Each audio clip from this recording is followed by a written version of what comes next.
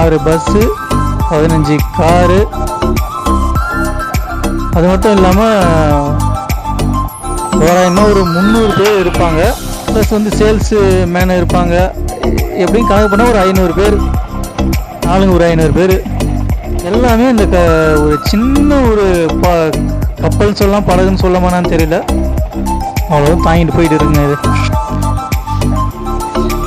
வணக்கம் மக்களே, வாங்க இந்த கப்பலினுடைய வரலாறு கொஞ்சம் பார்க்கலாம். இது வந்து பக்கத்தில் ஒரு பாலம் ஒன்று கட்டிகிட்டு இருக்கிறாங்க. இந்த பாலம் கட்டுற வரைக்கும் இந்த சின்ன கப்பல் வந்து போயிட்டு வந்துட்டு இருக்கோம். இங்கே வந்து 3 கப்பல் இங்கே ரெடி பண்ணி விட்டுட்டு இருக்கிறாங்க. 3 கப்பலுமே வந்து ஒரு கப்பல் வந்து அந்தளவுக்கு என்ன சொல்கிறது, கெப்பாசிட்டி அந்தளவுக்கு கிடையாது. இந்த இப்போ நம்ம பார்த்துனது வந்து 5 மில்லி டன் அந்த அளவுக்கு வந்து லோட் பண்ணலாம் இதில். அப்படின்னாக்கா 50 லட்சம் டன் வரைக்கும் இதில் லோட் பண்ணலாம். இன்னொரு கப்பலில் வந்து 70 மில்லி டன் தான் லோட் பண்ண முடியும். அது வந்து ஆளுங்களை மட்டும்தான் அது ஏற்றிட்டு போகுது. இது வந்து எல்லாமே ஏற்றிட்டு போகுது. இன்னொரு கப்பல் இதுமாரி 2 கப்பல் இருக்குது. ரெண்டுமே வந்து பஸ்ஸு, லாரி எல்லாமே வந்து 50 லட்சம் அளவுக்கு மில்லி டன் அளவுக்கு ஏற்றின்னு போகிறதுக்கு கெப்பாசிட்டி உள்ளது.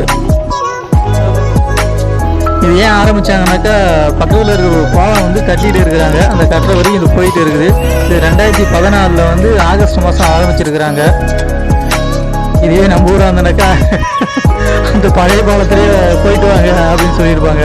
ஆனால் அங்கே பாருங்கள், டான்சானாவில் அந்த பழைய பாலத்தை வந்து ஃபுல்லாக க்ளோஸ் பண்ணிவிட்டு அதுக்காக தனியாக கப்பலை ரெடி பண்ணி அந்த கப்பலில் வந்து எல்லாமே ட்ராவல் பண்ண சொல்கிறாங்க.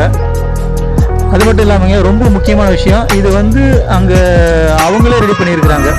வேறு நாட்டிலேருந்து வாங்கலை, அவங்களே ரெடி பண்ணி அவங்களுடைய மேடு தான் இது. அவங்களும் எந்த அளவுக்கு டெவலப் ஆகிட்டு இருக்காங்க பாருங்கள். கப்பல் கிளம்பிடுச்சு.